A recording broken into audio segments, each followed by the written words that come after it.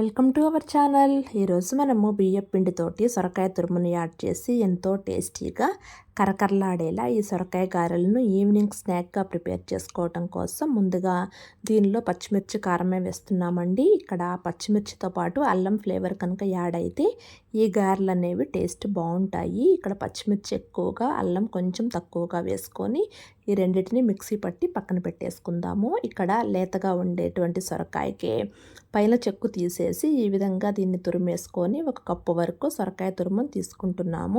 దీనిలోకి మిక్సీ చేసి పెట్టుకున్న అల్లం పచ్చిమిర్చి పేస్ట్ ఉంది కదా, ఈ విధంగా కచ్చాపచ్చాగా మిక్సీ చేసుకుంటే సరిపోతుందండి. అల్లం ప్లేస్లో మీకు కావాలంటే వెల్లుల్లిని యాడ్ చేసైనా సరే చేసుకుంటే పచ్చిమిర్చి వెల్లుల్లి ఫ్లేవర్ ఇంకొక రకంగా ఉంటుంది. ఇలా కచ్చాపచ్చాగా మిక్సీ పట్టి మాత్రమే వేసుకోండి. తర్వాత దీనిలోకి సన్నగా కట్ చేసి పెట్టుకున్న కరివేపాకు, కొత్తిమీరను కూడా వేసుకున్న తర్వాత శనగపప్పును మాత్రం 1 గంట పాటు నానబెట్టుకొని తర్వాత దీనిలోకి యాడ్ చేయండి. 1 గుప్పెడు కూడా అవసరం లేదండి. ఇవన్నీ వేసిన తర్వాత లాస్ట్లో కొద్దిగా జీలకర్ర కూడా వేసేసి ఇక రుచికి సరిపడా సాల్ట్ వేసేసి ముందుగా వీటిని కలుపుకుందాము. సొరకాయలో ఉన్న వాటర్ మనం సాల్ట్ యాడ్ చేస్తాం కాబట్టి వాటర్ అంతా బయటకు వస్తుంది. తర్వాత మనం చూసుకొని దాని ప్రకారంగా వాటర్ పోసుకోవచ్చు. ఈ విధంగా కలిపేసుకున్న తర్వాత ఇక్కడ మనం 1 కప్పు సొరకాయ తురుముకి ఇక్కడ నేను 2 కప్పుల వరకు బియ్యం పిండిని యాడ్ చేస్తున్నాను. ఇది పొడి బియ్యం పిండేనండి. మీకు ఇంకా సొరకాయ ఫ్లేవర్ బాగా తెలియాలి అనుకుంటే 1 కప్పు బియ్యం పిండి యాడ్ చేసినా సరే సరిపోతుంది. ఇలా బియ్యం పిండిలో ముందుగా వాటర్ ఏమి యాడ్ చేయకుండా ఇప్పుడే బాగా కలిపేసుకుంటే మనకు వాటర్ ఎంత పడతాయో తర్వాత తెలుస్తుంది. ఇలా కొంచెం కొంచెంగా వాటర్ పోసుకుంటూ ఈ పిండిని ఇలా చేతికి అంటకుండా సాఫ్ట్గా ఈ పిండి కలిపేసుకుంటే సరిపోతుందండి.